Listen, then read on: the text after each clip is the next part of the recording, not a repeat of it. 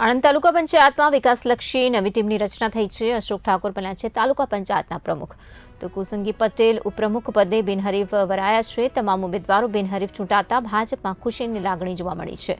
ભરત ડાભી બન્યા છે કારોબારી સમિતિના ચેરમેન। હેતલ રાવલજીને શાસક પક્ષના નેતાનો કાર્યભાર મળ્યો છે। પેનલ ચૌહાણની દંડક પદે વરણી કરવામાં આવી છે। તાલુકા પંચાયતમાં સંગઠનની એકતા અને સર્વસંમતિનો સંદેશ જોવા મળ્યો છે। રોડ, પાણી, આરોગ્ય અને શિક્ષણના વિકાસને મળશે નવી ગતિ। નવનિયુક્ત ટીમે જનહિતના કાર્યોને પ્રાથમિકતા આપવા માટેનો સંકલ્પ વ્યક્ત કર્યો છે।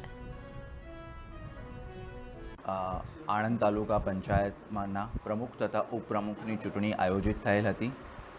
પ્રમુખ તથા ઉપપ્રમુખ માટે બંને પદ માટે એક જ ઉમેદવારી ફોર્મ પ્રાપ્ત થયેલ હતા તથા તે ફોર્મ ચકાસણી દરમિયાન માન્ય ઠરેથી આજે પ્રમુખ તથા ઉપપ્રમુખની ચૂંટણી બિનહરીફ રીતે વિજેતા જાહેર કરવામાં આવેલ છે। પ્રમુખ તરીકે શ્રી અશોકભાઈ રૈજીભાઈ ઠાકોરને વિજેતા ઘોષિત કરવામાં આવેલ છે તથા ઉપપ્રમુખ તરીકે સુશ્રી કુસાંગીબેન મહેશભાઈ પટેલને વિજેતા તરીકે ઘોષિત કરવામાં આવેલ। કુંજરાવ તાલુકા પંચાયત સીટ ઉપરથી આ બીજી વખત જીત્યો।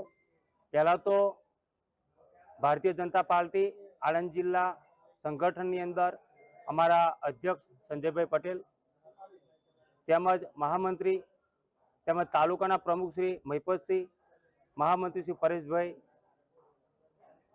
તેમજ સમગ્ર સંગઠન હું આજે ખરા દિલથી નતમસ્તક એમનો વંદન અને અભિનંદન આપું છું કે વર્ષો સુધી અમારા સમાજ જે રાહ જોઈ રહ્યો હતો કે અમારો કોઈ સમાજનો વ્યક્તિ ઠાકોર ભારતીય જનતા પાર્ટીની અંદર વર્ષોથી મહેનત કરે અને આજે ખરેખર પદ આપી અને એમનું